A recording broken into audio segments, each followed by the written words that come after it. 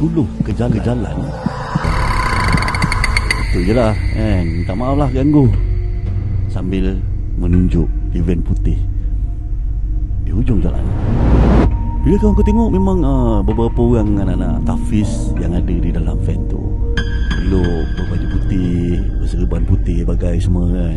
Setelah bersalaman dengan kawan aku dan seluruh kru-kru yang ada dekat situ, pakcik ni pun berlalu pergi. Jadi kawan aku ni pun terus sambunglah kerja dia kan. Tengah set up, buat itu ini. Tiba-tiba kawan aku ni berperasan sesuatu. Dia rasa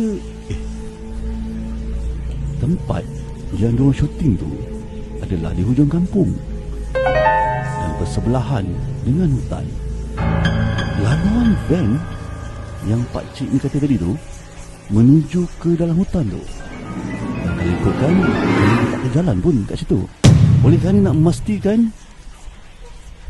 apa yang dia rasa, kawan aku ni pun suruhlah lighting man itu suluh ke jalan